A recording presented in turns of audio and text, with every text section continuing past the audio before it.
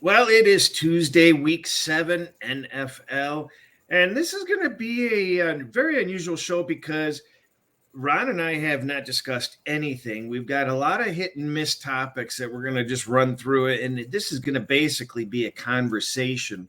It's not highly organized, but we've got a lot of good topics that we're going to touch base on, some very quickly, some maybe a little bit longer. I'm going to throw it to you, Ron. It's been a horrible morning on my side. Nobody needs to hear my troubles. Very little prep on this. So people are going to see us just talk the way we normally talk about the different issues that I have to talk about. But how would you like to start off this week? Well, with that said, hi, Chris, and hi, everybody. Survive and advance. Those are the three words that come to mind to me, not only for teams, but for survivor pools, for anything you want to say. For us as handicappers, there were some good things last week. There were some things that let me down last week. But, you look at the NFL landscape and we saw Tampa lose. We saw San Francisco lose. We saw a couple of other favorites lose. Baltimore blow another double-digit lead. They've had 6 double-digit leads in 6 games, most of them in the fourth quarter. 3 of them are gone. Crazy time. So all we're trying to do is get 1 week at a time, survive and move on. And that's what brings us to week 7. We can reassess right now. I'd like to, does this feel like I came into this season expecting some normalcy after the 2 previous years with the COVID nonsense and such. To me, and it's not sour grapes, I'm very profitable this year. This feels like an ugly year of extreme variance again for whatever reason. Just everybody is just the sharp people that I talk to seem to be a little bit off balance. And I feel a little bit off balance, even though I'm grinding profit. It just feels strange. What are your thoughts on this season so far? Well, if I stay away from totals, 0-2 last week, I don't know where to start. I'm over 80% in the NFL. I'm used to having really good seesaw battle, a good college week, a mediocre NFL or vice versa or whatever. But this has been an incredible NFL season. And I say that with all the prep work that we did. And I'm usually really, really good with season win totals. And I have a couple of really bad losers staring me at the face for season wins. So all this prep work and everything we thought we knew, maybe we don't know as much. Certainly, I'm disappointed in a couple of my season win futures. But luckily, and we've discussed this on other shows, we don't care about that stuff after 4 weeks. And so we're grinding along, making the changes as we need to make. So I'm proud of my week-to-week performance, kind of, like you said, off the charts in terms of some of the teams I just didn't expect to be where they are. And they are, with winning records. The New York Giants are one example. Who would have thought 5-1? If you look literally at their metrics, if I look at what I see, my power rating is a little bit below top tier. I think I'm probably about 18th with the New York Giants. And this is a question I had for you, not only about the New York Giants, but Indy and Tennessee.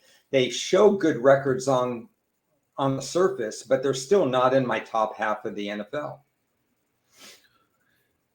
Well, I did see a stat that for DVOA ratings, which I don't like to normally discuss, but it was unusual that the Giants have a negative DVOA rating and they're 5-1. And there's another team I forgot to notice that's in the same boat. It's just bizarre. And we're at this point where you have to start taking these teams seriously. I mean, they played enough games, and just looking at the list of teams playing this week, the Giants and the Jaguars, I mean, they're just goofy. I mean, it's tough to get a read on those teams. You've got the Colts playing the Titans, and the Colts have done nothing but disappoint. And then they came back from the dead last week. Atlanta, you got to take them seriously at this point. Amazingly enough, we put them down for dead to start the season, and you have to take them seriously. Tampa Bay, we kind of anticipated a regression, but with the Brady divorce and all this other stuff, there's a lot of moving parts with the Tampa Bay team, and then they're playing Carolina. What a mess that is when a coach is sending players off the field in the middle of games. The Packers and Washington, they don't make any sense. The Jets doing much better. The Broncos, huge problems. I mean, when you go down this laundry list of teams, this is nuts. Seahawks, Chargers facing each other. I mean, it's like a bad scripted movie. I mean, the storylines and the variance involved with teams overperforming and underperforming. I don't know how you do it. I have some sort of a metric base that is going to give me a strong starting point. But gosh, if I was handicapping with trends and narratives and all that sort of stuff, I'd be ready to give up possibly. I think what's benefited me, just like your metrics benefit you, is looking at situations when team versus team, whatever they've done in the first 5-6 weeks, what strengths match up versus the other team's weaknesses and vice versa. It's not just situationally, did they come off this, did they come off that, but you take Green Bay, for example. How can you get Rodgers in rhythm if they can't stop the run?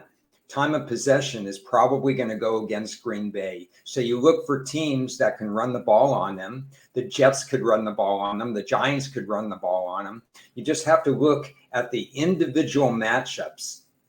Throw out the records in some cases. I'm not willing to throw out the records in all cases. New coaches that win early, like Atlanta and the New York Giants, they build confidence in your team. New coaches that can't get out of their own way, like Denver, they don't build confidence. The offensive players, what confidence do they have that Nathaniel Hackett can get them out into a solid win?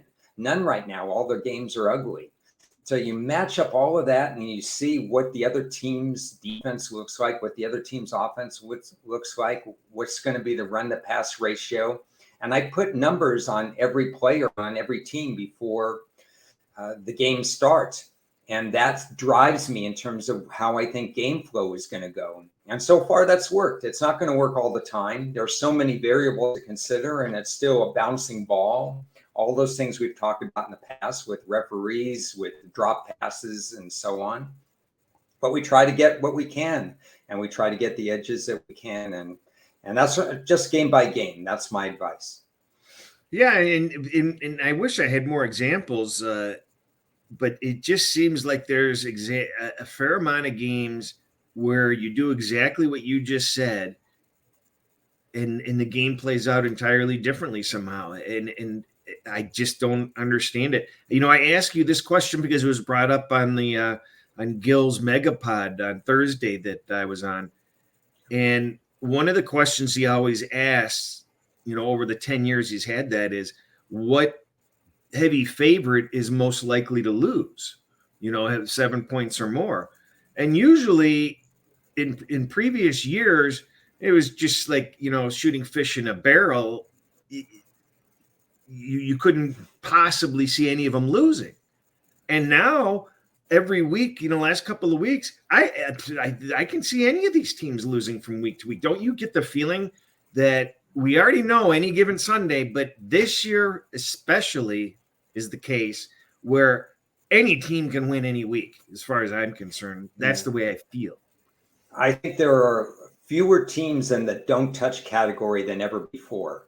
A lot of people would say, well, Seattle doesn't have a great defense. How are they going to be competitive? Well, we know they've been competitive in every game. They're not on the don't touch list.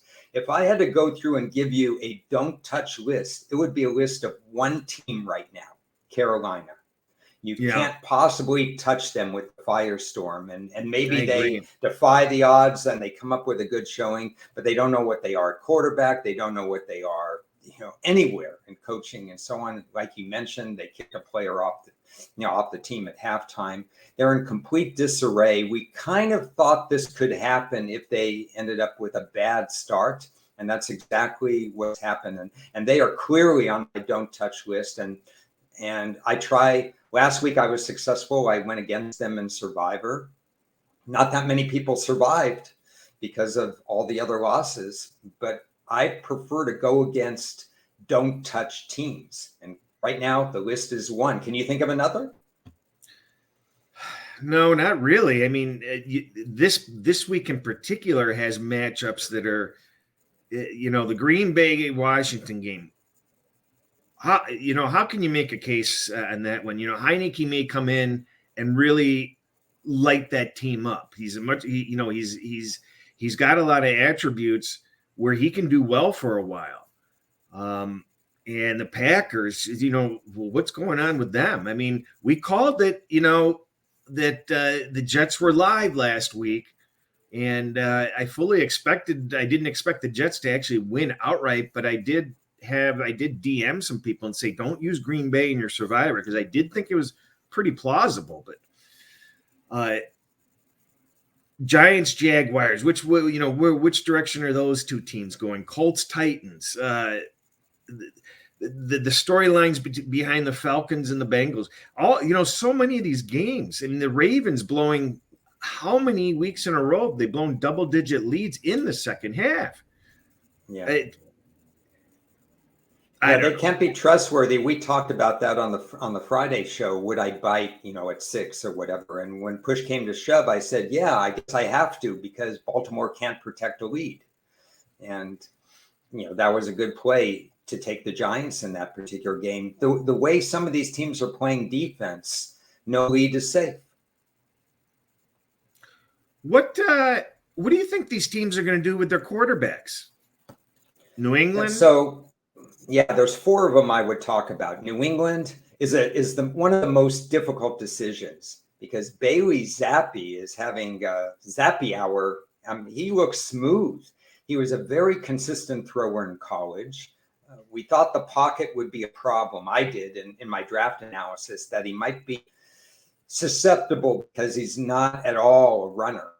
But New England is such an experienced team, they've been able to compensate for that. If he goes to another team, that's a big problem. If he stays in New England, they've got an offensive line and a coaching staff that can compensate, and he's a very accurate thrower. That's a tough decision to go. And if you're looking at what would be my power rating with Mac Jones versus with Bailey Zappi, again, it depends on who they're playing. I strongly believe that. We brought that up in one of the shows, one of our summer series shows. But I would think we're talking about a 1-point difference only between backup and starter in that particular case. Yeah, but which direction are you going? Well, I'd still give Mac Jones the edge in that particular one, because Zappi's had so little NFL. Only recently has he gotten reps in practice and in game situations.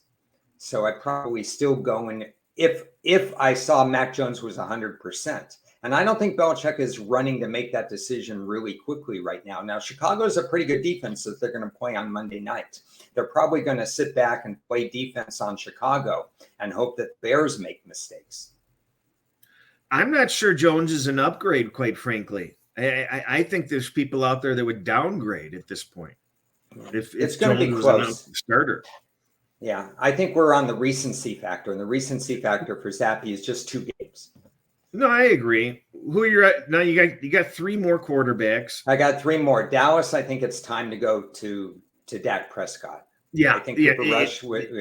I think this was a smooth transition. It would have been tougher with a win, but now he got exposed. He won't get out of trouble. He's not a runner, not at all. Whereas Dak Prescott can elude the rush. That's a clear one. New Orleans, you got Jameis Winston itching to come back. He may come back. I don't know what's really going on. I'd rather see them kind of platoon somehow. I mean, I didn't take a deep dive into how well Dalton did, but he's been doing okay. He's doing fine, and they've supplemented him in a platoon with Taysom Hill, who has provided a little bit of a spark when he's in there, but it also changes the rhythm for Dalton or Winston, because then they go several minutes without a snap if he's in for a couple plays in a row, and first down, timeout, penalty, and so on and so forth. So you don't get in that game rhythm in terms of calling plays and getting up to the scrimmage. It's a tough call. And I'm not sure this current coaching staff is equipped to make the exact right decision offensively, like Sean Payton was when he was the same coach. And the last one is Carolina, with Darnold coming off. I've heard Sam Darnold is going to come off the PUP list this week, and he's going to be eligible. But the team's a mess to begin with. And they kept PJ Walker out of trouble against the Rams, but they only put up 10 points. And I don't remember all their offensive points. They only scored one defensive touchdown. Yeah. So you got 3 points from the offense, and we're not going to see instant offense from Carolina, most likely. So it's a tough decision for them to make. They probably need to go to Sam Darnold just to see what he has. But the surrounding talent, tight end talent, the offensive line talent, it's just not there. Well, I know the Browns are waiting for their starter. The Dolphins are going to be happy to get Tua back in there. Yeah. And then we've got this Denver Broncos situation. Who's the backup over there? I don't even remember. They mentioned it in passing, and I don't have it off the tip of my tongue. But I believe it's would be a severe downgrade. I remember listening to the name and saying, ooh. So that would, not that their offense has excelled anyway. Wilson was something like 5 for 18 after his start with about 30-something yards. So they completely figured him out. Oh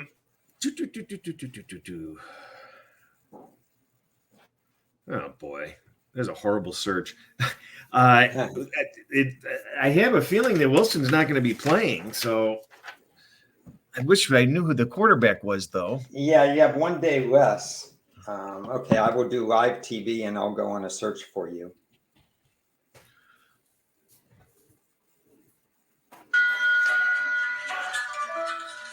Oh, I'm going to pull it up pretty fast. Who gets it first? Well, with my internet, I'll get it like next week. Brett Ripien. Oh, that's right. That's right. So that's the most viewer time we've wasted ever. We should have been talking about our weekend, but let's talk about divisions. Let's talk about the divisions. Where we are now, and do we have any changes in how we see each division? Okay, let's do that. You might be able to pull up now. There's not going to be much change in the AFC East. It's been Buffalo all along for me. Even when they lost that humid game at Miami, the fight that they showed in that particular game was enough for me to still have Buffalo. Buffalo head over heels is my highest power rated team. Yeah, it's not even close. Why am I not? I lost my. You lost your divisional screen. Trust us, Buffalo is a big favorite in the AFC East and a deserving favorite. I can't make a case for any of the other 3 teams. New England's playing nice ball. There you go. There we go. And if I had to say, I would put New England slightly ahead of Miami at this point, but it would be close. But I don't think anybody's threatening Buffalo. No, they're solid. And boy, I had my whole weekend boiled down to in the NFL boiled down to the Bills needing to win. I was ahead going in, but would have been down if the Bills lost. And it was an important game because with a high scoring game like that, I chose to lay the 140 because I don't want to lay 2.5 in a game like that. I mean, you've got 2-point conversions and crazy stuff, and so you get a big liability if you don't want to lay some points. So that was a little stressful. Yeah, it wasn't as stressful for me because I played the look-ahead line with Buffalo, figuring their power ratings weren't going to change on my end versus Buffalo KC. I wanted to make sure I got down on Buffalo as fast as possible. That was my only big play, and like you, it was going to decide my NFL weekend because I was break even except for that. Now these Ravens are starting to put it nicely, piss me off. I mean, it's obviously A lot of people have futures on them to win the division and maybe more. And there's something really wrong when you're blowing double-digit leads every single week. What are you making out of that? I'm making out of that we discussed all summer long. The odds open at 250. I didn't get 250, but I got 240 and 225 documented on all the shows. And I said, something's wrong with Baltimore. So last week, I took Cincinnati as a hedge at over 2-1. I think it was 220-1. And still, according to this, is still about the same, 195. It hasn't changed much, which is interesting. Well, I better go out to the mailbox because I didn't get that letter. Yeah. Well, something, I don't know why it's still, maybe I got cheated on the line last week because I didn't get that much better than what that was. But it was just a case in point where I saying, Cincinnati's metrics, if you look at, I don't know where you have them, but if you look at Cincinnati's defensive stats, really good. They're clearly better than Baltimore's. The issue I have with Cincinnati is their offensive line and their peaks and valleys in the schedule. And that has changed. So the only reason I'm taking Cincinnati now, or one of the reasons I'm taking Cincinnati now, is a small hedge to make sure I get something out of this, is that Baltimore is disappointing. That's all I can put it. Baltimore has to be disappointing both of us right now. Yeah, and I still feel like they're the team to beat. I think the odds make sense here, but the Cincinnati schedule is going to really work against them. Yeah, a lot of games left, and Baltimore's going to get healthier. So they've been playing without some key players that they're going to be getting back. Do you think the Steelers flexing their muscles last week is going to be a new sign of life, or do you expect them to go back to where they were and searching for a high draft pick? I think that with Kenny Pickett back, when he's back at quarterback, which is this week or next week or so, and you're going to have ebbs and flows because he's a rookie quarterback. He's going to make mistakes defensively until they get TJ Watt back. I think you're looking south rather than north for them. They're just going to try. They're well coached. We know all that. Maybe they have 7-8 wins. Like I've said all along, I think Pittsburgh is just a pest. They're a pest to other teams that have to play them. But I really don't see a winning record. It's just amazing how they were able to apply that pressure on Brady and keep him out of the end zone. And I think that says a lot about Tampa Bay also. It says a lot about Tampa. I have to say it again. There's no Gronkowski in the building, and the red zone, to settle for field goals in the red zone is a big problem. This Indianapolis division, big game Sunday. And we're going to be talking about that on Friday's NFL Blitz. Colts Titans. Colts have to come out of this with a win. Yeah, this is one division that I never got involved in from a divisional odds standpoint. I didn't buy Indianapolis early, but I didn't buy Tennessee either. Jacksonville got hot, but I still thought they were 1 year away. I mean, I just stayed on the sidelines completely. And even looking at this right now, I can't tell you who's going to win the division at the end of the year. So I'm happy to be on the sidelines, and I'm really looking forward to see who Ted interviews in that Indy Tennessee game. He's probably going to get one player for each team, and I might be shooting him some questions beforehand. That'd be a great idea. Great idea there. Yeah, I have no investment in that. I don't know who's going to win that division. Onward and upward.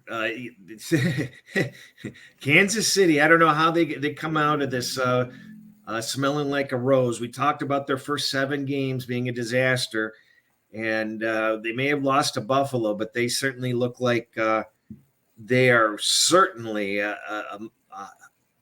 minus 200 may be a bargain on this division. What do you think? I'm going to disagree there. I think Kansas City matches up nicely against Buffalo. I think just the team versus team, you can expect fantastic games all the time. But I don't think Kansas City is as good playing other opponents as Buffalo is versus other opponents.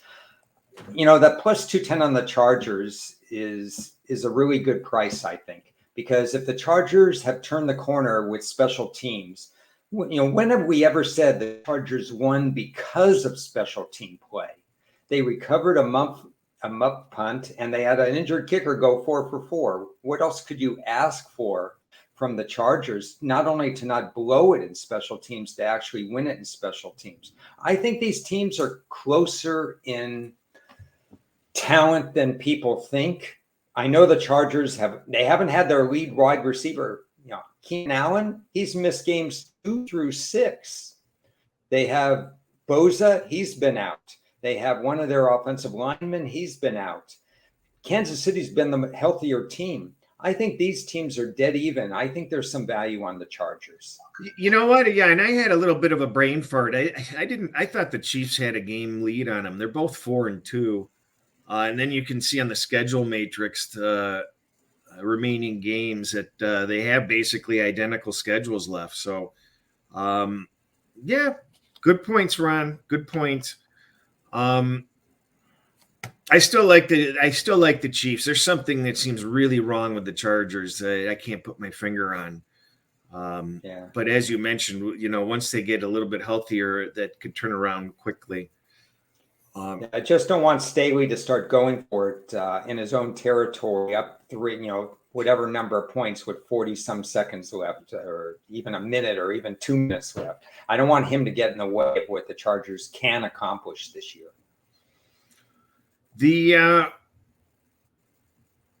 NFC East, lots of good records here, but we knew that because they were playing the weakest schedule. So it's no surprise to us. It's a surprise to mainstream media. The Eagles definitely look like the real deal. I was kind of skeptical on them. Any thoughts on this division? Well, I have 2 thoughts. First of all, the Eagles, with their roster building, fixed their biggest weaknesses, wide receiver and defensive back. Credit to the GM. But secondly, when have you ever seen a 5-1 team be 8-1 in the division? The New York Giants are 8-1. I know that we both think that they're really not as good as the record indicated, but they're 1 game back and they're 8-1. I'm not doing it. I'm just looking at it, and it's just surprising. What's something I notice here? What do you notice about that Giants schedule? Well, we talked about this at the beginning of the year. The schedules are soft in that division. But they have 6 road games left. Think about that. So they have 6 road games where they played 6. So they have 5 home games. It's 5-6. So it's not that far removed. They have 3 home games and 6 road games left. So that's going to hurt them there. 3 road games? How could they only have 9? They play at home, Houston, Detroit.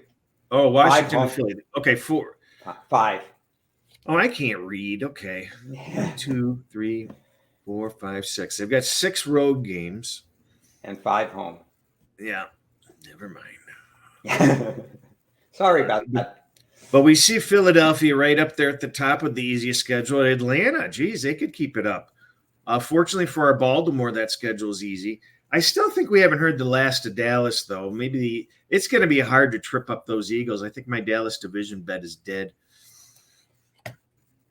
Well, credit to Philly, but also credit to the Giants and Dallas for playing good ball. So even at 5-1, I'm not sniffing at that 800. Would you? On the Giants? No, but I just find it interesting. I don't think I've ever seen a 5-1 team be 8-1 to win the division before. Yeah, it's amazing. And we're all in on the Lions and Bears in this division, aren't we? Oh, yeah. Yeah, your Lions are, defensive coaching and roster building are 2 areas that maybe a tutorial is needed for the Lions.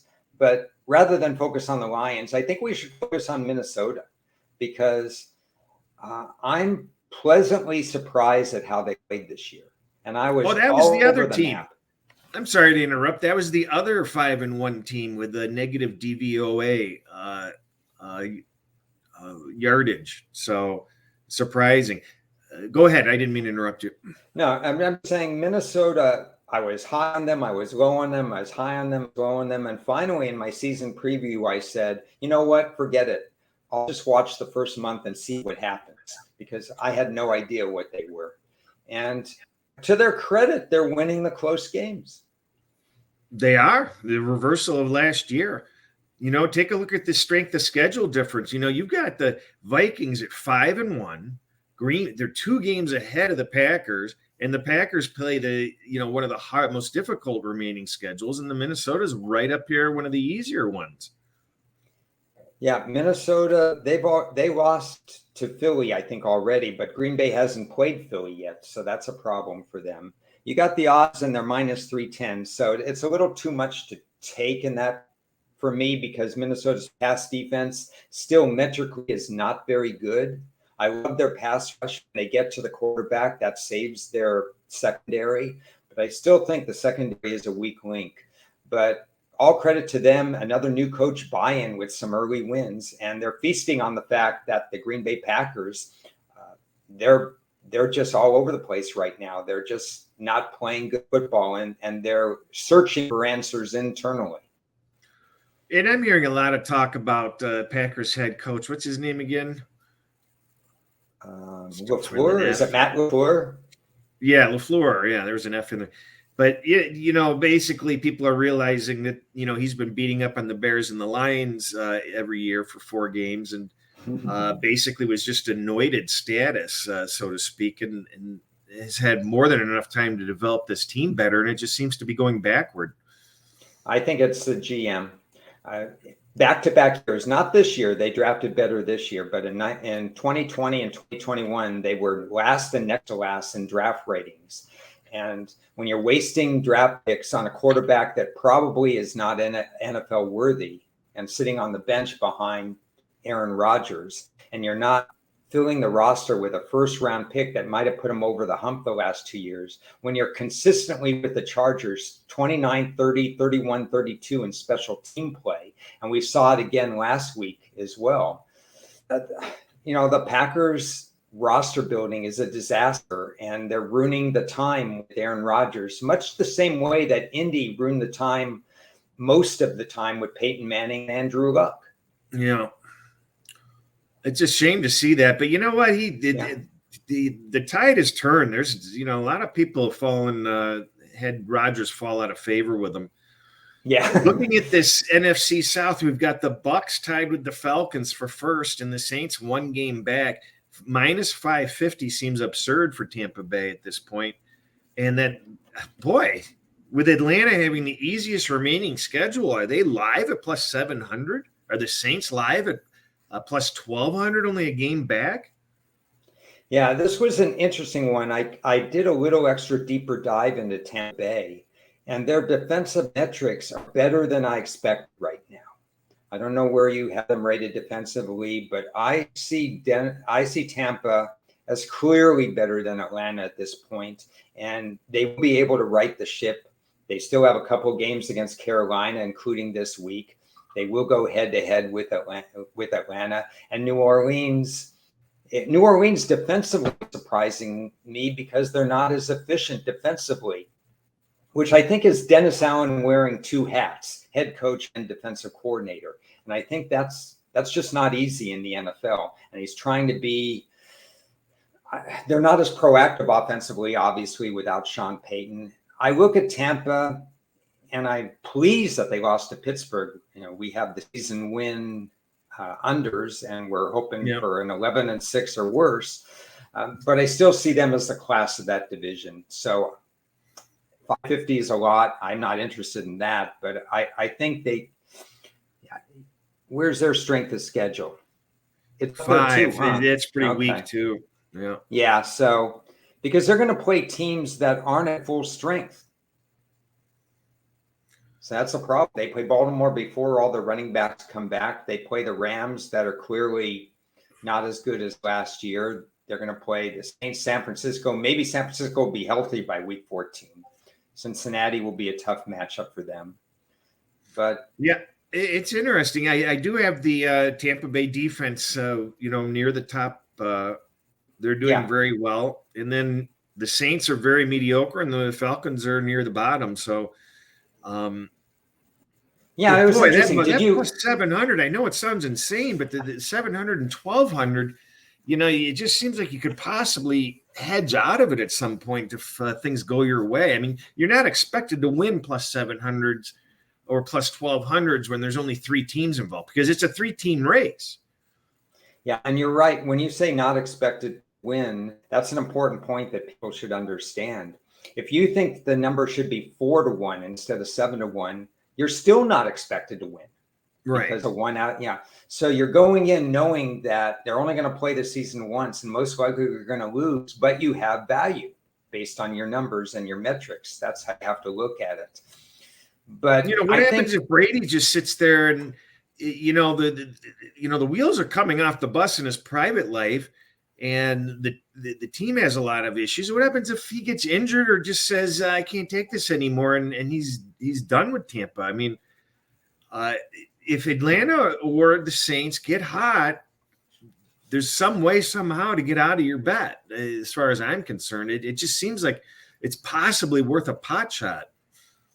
Yeah, I mean, we're brainstorming out loud right now, so I understand your point there.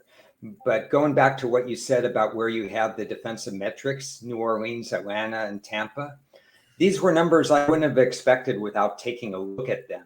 And maybe the same for you. You took a look at them and say, wait a second, Tampa is 3-3 or whatever the record is, and you could see where their defense is really good. It's not completely out of the question that Atlanta wins against Carolina twice, Chicago, Washington, and Pittsburgh coming up. Yes, absolutely not. So that gives them 10 wins, 9 wins. Means I write the check. That's just up till week 13. I mean, they could technically, the way they're playing, win 5. What is 1, 2, 3, 4, 5 of those 7 games? It'll be interesting. I don't think it'll happen because teams like Chicago and Washington might match up against their defense better than we think. Oh, no, I agree. I mean, I'm not sitting there. I'm just kind of just thinking aloud with you. It's certainly not out of the question is my only point. Are they going to go 5-2? Yeah. Hell no. But you're getting a good price if they do. If they go 4-3 from that point forward, they're not in horrible shape. Well, I think your predominant point that I completely understand with is Tampa Bay's one injury away from making this division 50-50-50 or 33-33-33. Right. And then your 7-1 looks fantastic. That's my point. Point. I'm not sitting there saying the Falcons or the Saints are going to win this division. Right? I just think those prices, I don't know about them. Interesting, isn't it? It is. We've got one division left. San Francisco, Are they ever going to beat this injury bug? I mean, it just they're supposed to get healthy this weekend finally, but you think so? I don't know. We bet them. I know I did. I think you did too. Plus 150 when we talked after week 2 and we talked about season wins and division. So I have a ticket at plus 150 on them. I'm not, it looks like good value according to the numbers now because of the fact that the Rams aren't doing that well. But San Francisco was missing 5 defensive starters last week. And I heard a report yesterday that they might be missing 7 defensive starters for this week's game. So it's something to monitor. And we should talk about that on Friday's show. That's one of our games on Friday's show. Oh, okay. So we got to be, two great games to talk about on Friday. We need some more R&D because there's, their offensive line may be getting healthier again. It's going to be interesting. And the Rams did show a little bit of sign of life last week, but I'm not buying them. I'm really not. They struggled with Carolina, which is an abysmal team for the majority of that game, and Carolina could have covered. They were in the game, and late in the third quarter. I mean, they just did some dumb things. This is, and we haven't talked about this as we're wrapping up the divisions, but this is a good point too. The placement of bye weeks. I've always talked about how new coaches need those early bye weeks to recalibrate. There's no question. A team like Denver can't wait for their bye because they're all out of sorts right now. But the Rams when you're kind of out of sync, even if you have a veteran coach and a team like that, and Stafford hiding some injuries and so on, this, I believe, is this their bye week? I don't see them on my schedule. Yeah, it's their bye week. It's perfect timing for them. I agree Yeah. 100% with you. Yeah. 100%. But bye week placement is important for the Rams. This is really important. Who do they have coming off of the bye week? Well, they have San Francisco. So how about that? San Francisco is going to play Kansas City without a lot of their starters. And then they're going to play the Rams, and the Rams are going to want revenge in that game. So this division can flip in a couple of weeks only because of the bye placement. Yeah, well, and then they've got Tampa Bay on deck. San Francisco, what a brutal stretch that is. Yeah, this isn't going to be fun right now for San Francisco. The Chargers are a very good team. Arizona might present problems, or maybe Arizona has the next coach fired. In fact, I really don't know if Kingsbury will be the head coach if he loses on Thursday. Struggling players and coaches. Do you have any comments on that? Well, we could talk about Kingsbury right now. When's the last time you thought that offensively he would struggle? We knew he'd struggle defensively, but offensively? Well, it's nuts. I mean, but they get Hopkins back. They got the guy Anderson from Carolina that got kicked out of the game in the middle. Yeah. Nice coach. And he admitted today that he's considering having the play calling done by somebody else. So that would change things also. So there could be an unusual pivot here with Arizona, with a lot of things changing with Hopkins back. But they're also very banged up and might be missing players, again. I mean, a lot of them. I'm just a little surprised that no matter who's in there, Kingsbury's scheme usually produces 20-some points offensively. Yep. And they're going at 19 points a game or something like that. That's just not good enough in the NFL. Not when you have less than stellar defensive coaching staff. You have a team, I'm looking at my notes, they have 11 defensive sacks, which is below par for the NFL after 6 games, less than 2 a game. So they've got some issues that they have to deal with, and confidence is one of them. And trust in quarterback to call the plays if he's asked to, that would bother me too. So big game for them as far as what their future holds for their coaching staff and their team is this Thursday. Cleveland, talk to me about Cleveland. I'm seeing a defensive slide. What's going on with their coaching? Yeah, what the hell is going on? The defense was supposed to, be the glue to that team, and they're not doing anything. What happened? Why have they fallen so rapidly? Yeah, 27 points per game allowed, 11 defensive sacks, which is much below my projection. Their pass defense percentage is fine, but they are allowing some big plays.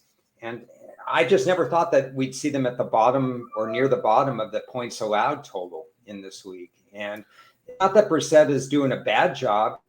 They're averaging 26 points per game. I don't think you could blame it on the offense. It's not perfect, but the defense hasn't, in my opinion, the defense hasn't carried their weight. Well, they're a bottom 5 defense. How is that possible? They were supposed to be a top 10 defense. Didn't see that coming. No, I didn't see that coming. How much of a price is Denver going to pay for their head coaching hire, which apparently they only hired the guy because they thought they were going to be able to get Rodgers. Now they have no Rodgers, and they've got a huge giant contract and an injured quarterback. What's going to – and he obviously is in way over his head with coaching. Yeah. He's just inept. How do they cut this guy loose? We saw it with Houston last year. They had a guy for 1 year and then they let him go, David Culley, who was a curious hire to begin with. And you could probably put this in a curious hire frame too. I'm not 100% sure what Hackett's credentials were to get the head coaching job over several other people in the league, most notably Kansas City's offensive coordinator, Eric Bieniemy, who keeps getting passed over job after job after job. I mean, who would think that Eric Bieniemy would not be as good a coach as this guy? Well, it was a Rodgers decision. They thought that because of his relationship with Rodgers, that Rodgers would come to Denver. Yeah, well, $50 million must have talked because and whatever the thing he got in the offseason. So. Hey, you know what? I got to say, it's I'm not a fan of the New York teams, and they've been so pathetic. It's nice to see good coaching turn these teams into respectable teams. I got to admit, even though I don't even like those teams, and I in the least, I like to see them play better. This is a situation I had with Cincinnati last year in season wins. They were my one.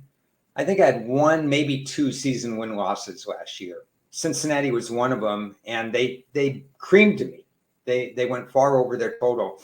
And when I quote unquote wrote the check thing or saying that I lost, I wrote it with pride, saying, "Congratulations, Cincy. You've got a great roster. You're not those felons that you used to have. Yeah, I like to root for Joe Burrow and so on. You beat me fair and square. That's fine." I'm starting to have that feeling with both New York teams as well. Not that I was involved much with the Giants, but the Jets is a significant underplay for me, and it doesn't look good. And I'm happy for them. They killed the draft, and it's paying dividends a lot earlier.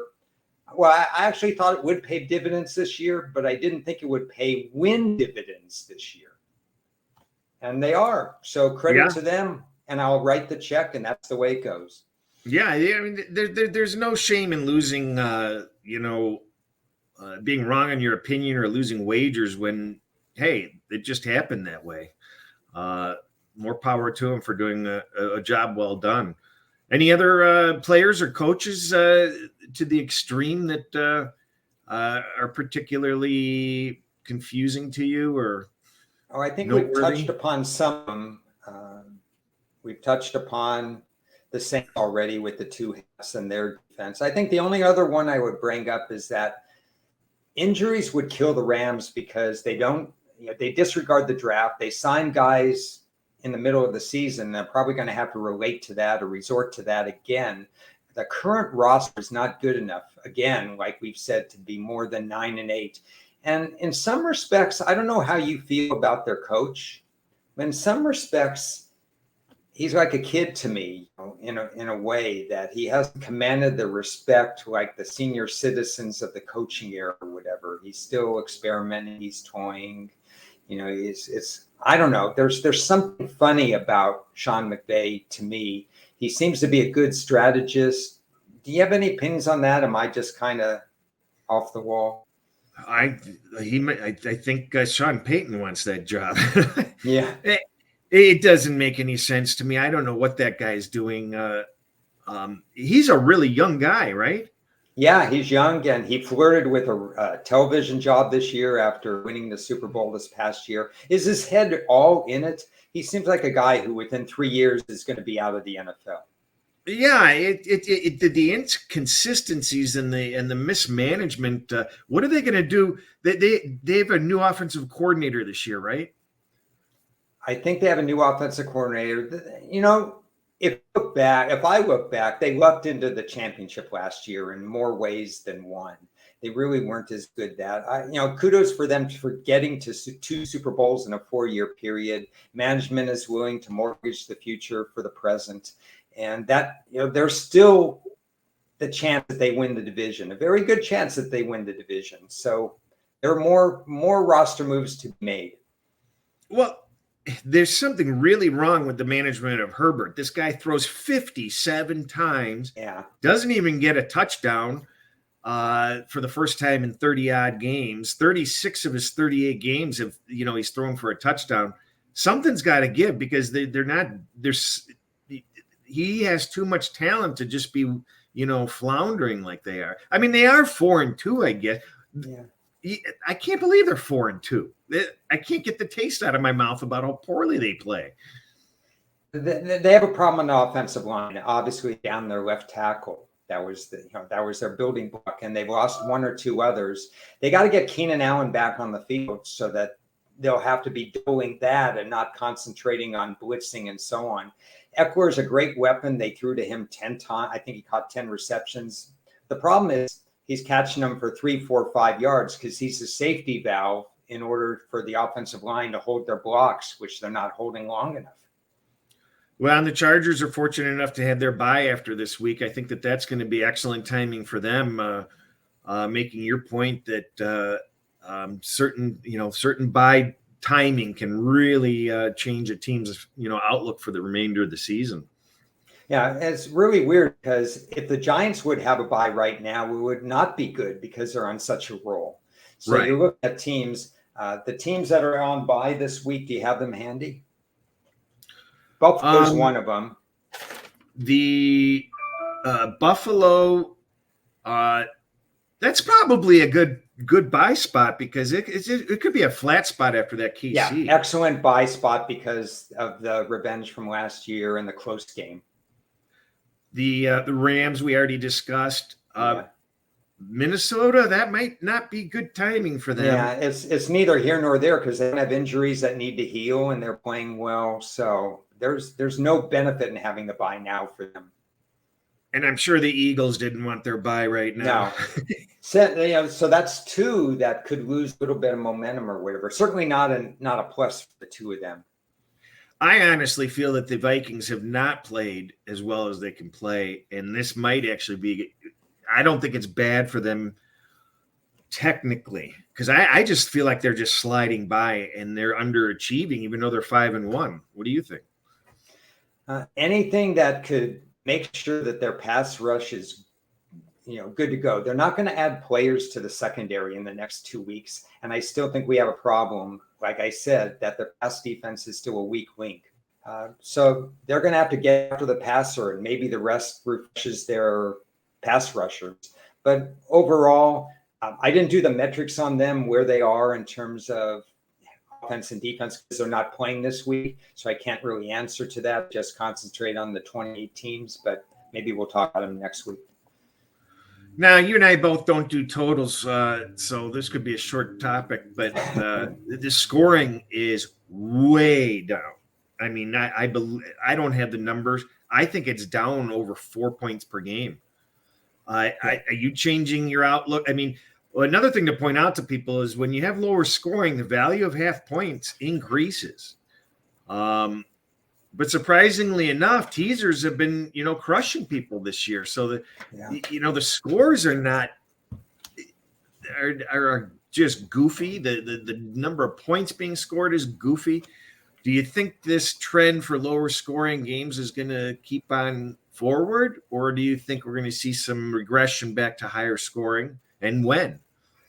Probably some regression, maybe not to the next 2 or 3 or to the last 2 or 3 years. I want your opinion on 4 points. I was trying to figure out when you said, let's talk about NFL totals, what I could say about them. So the first point I'd say offensive line, because so many offensive lines are down this year. Yeah. New Orleans lost 3, Tampa lost 4, Pittsburgh's is a mess. The Rams is a mess. They lost Whitworth to retirement. They lost a couple of others, the Chargers. That hurts because the timing of quarterbacks, they can't throw deep as much. That's one. Lack of consistent quarterback play. What do you think about that? Aaron Rodgers. Yeah. Touching on what you've said already, it just fascinates me that a quarterback gets ridiculed if he can't get rid of the ball in like 2.4 seconds. Yeah. I mean, think about that.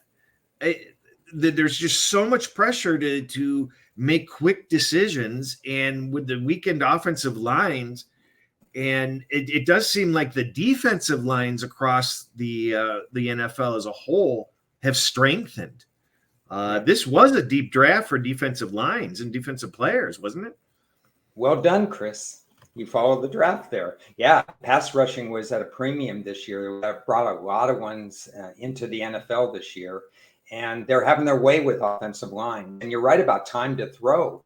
Quarterbacks aren't having as many seconds to throw. And rookie and, let's say, first and second year quarterbacks, they're one-read quarterbacks when they enter the NFL. The windows are really tight. They don't have the big windows where a wide receiver is wide open in college. So they're one-read quarterbacks. If he's not there, if he's not open, they either take off and run, or they panic, or they throw it out of bounds, and that leads to lower scoring too. Quarterback play is a little down. Aaron Rodgers is without Devontae Adams. Patrick Mahomes is made to go down the field. And I think that's another thing is defenses are preventing the splash play this year. And they're content to make you drive the whole field. We saw that with Mahomes last year, even with Tyreek Hill. And this year it's getting magnified because they don't have a guy who could take a 5-yard pass and take it 80 yards to the house. So I think that's playing in. Yeah, I think it's probably the biggest story that nobody's talking about is probably the improvement of defensive lines and the strategy of don't give up the big play. Hey, you show us that you can, do it all the way down the field. So I think it's a combination of those three and the points that we've made and the defensive line being much better. Pass rushers being much better. Maybe we've solidified and we found something. Of course, the other unmentionable thing that happens is any play that looks like it's going out of bounds, but maybe there's a 10% chance it's not going out of bounds. The officials are going like this.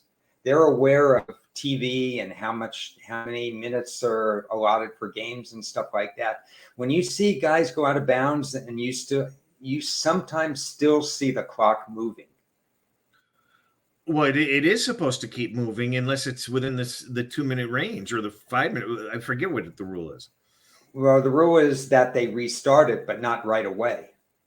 Okay. But they're just letting it roll.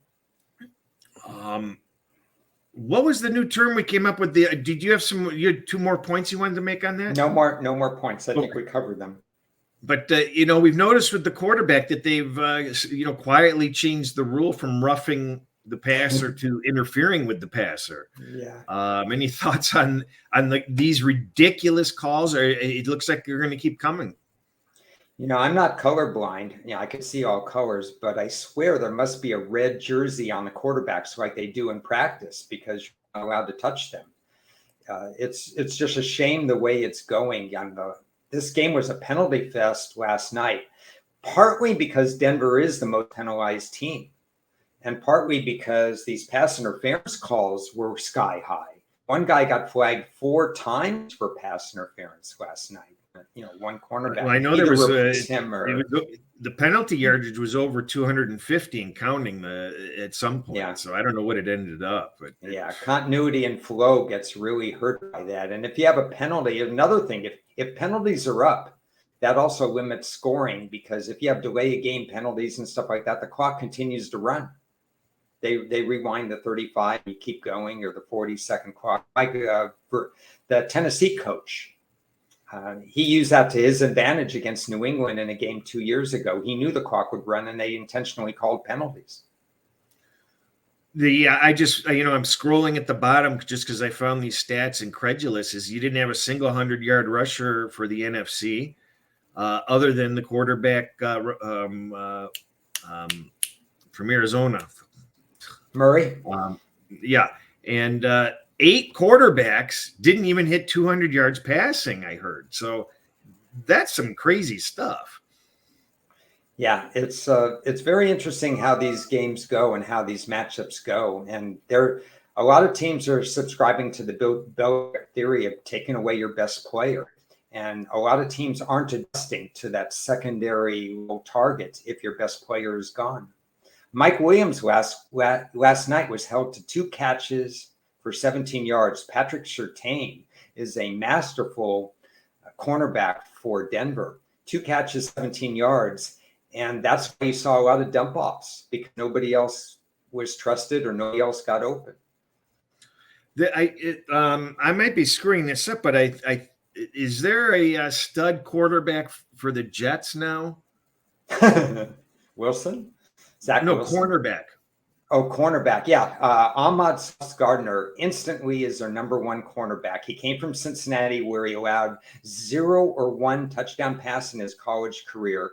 He's by far the fastest Jets cornerback because the Jets were severely lacking in cornerback speed. He's the number 1 guy right now. Normally rookie cornerbacks learn on the job, but Surtain last year and Gardner this year, fantastic job. I saw a stat that there's nobody even close to him. Like he's just doing an excellent job there, and it's showing. It's just topical because we've had a couple of overtime games, and this applies actually to NCAA football. I want to see regulation only betting available like they have in hockey, like they have in soccer.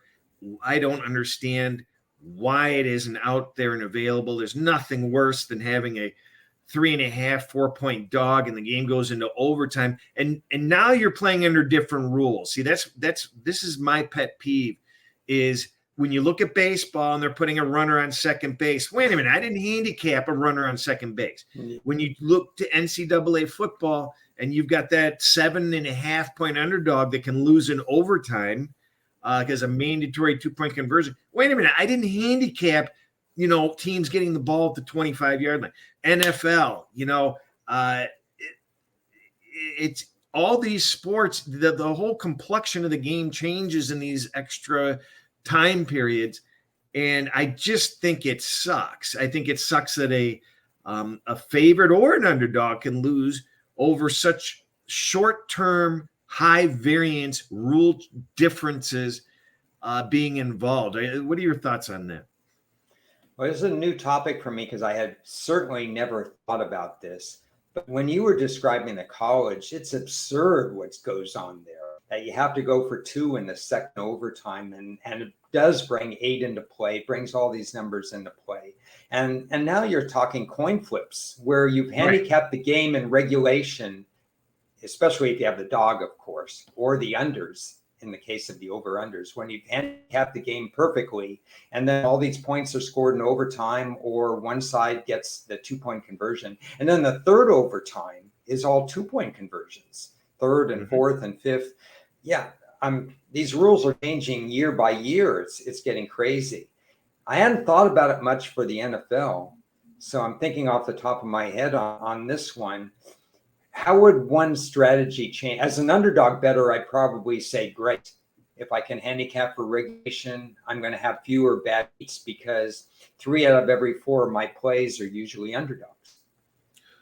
I just think that there are ways that a savvy bettor can bet more of what they want. If regulation only betting was, offered, maybe you'd split your bet in half and do half regulation, half full game. Situations like that. Obviously you can't, you can play, soccer bettors are very profitable betting ties. And I don't see that happening. Maybe in baseball, there's probably more ties where there, but there's never going to be that kind of angle to chase the ties, so to speak. But it just seems like there'd be offerings that you feel a little bit more comfortable going into these extra periods of, well, now my whole bet isn't hinged on this plus 3.5 or this whatever. It's so unfair when your team is kicking ass the whole game, and the only way you lose it is by the different rules with high variance. Well, those are good points. I think maybe we should, with your connections, put in a little plug to a couple of these sports books and see what they might offer in this area. It just brings a whole nother dynamic to the table, and it gives handicappers more options. It's true. And how about in-game betting, where you could have, will regulation end in a tie? Yeah, you could have in-game betting. These guys are buried in offerings as it is. But there has to be, they've got all the metrics and all the formulas. They could put together some reasonable lines in this situation, in my opinion. And I'm surprised that nobody has made the effort. Yeah, it'll be interesting. I think maybe we'll see that in the future, especially as we get more electronic with all these US sports books happening near stadiums, with stadiums. We may not be that far. You just may be touching on something that will come about in a few years. I think it's going to be sooner than that. But we've gone a little bit longer than normal, and we haven't. It's going to be hard to write up the description of this video all over the map. Appreciate everybody joining us. Do you have any other final things we didn't touch on?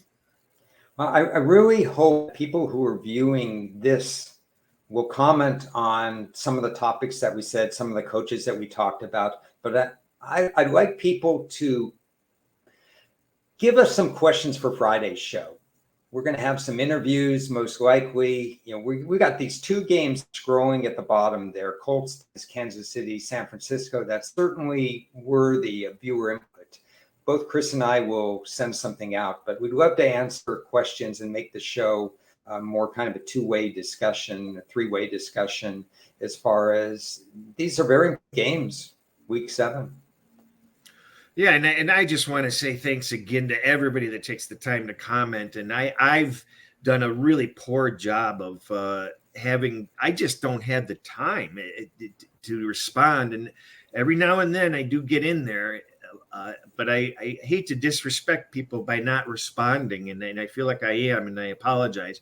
I get in there as often as possible. And as Ron said, we encourage you to keep on offering comments, suggestions, questions, that type of thing. And the Discord channel that we have is another avenue, for that type of stuff also. Again, we're going to be back here Friday. 2 good games to discuss, or, 2 important games. And I'm looking forward to the interviews Ted has for us and any inside information that he's able to glean.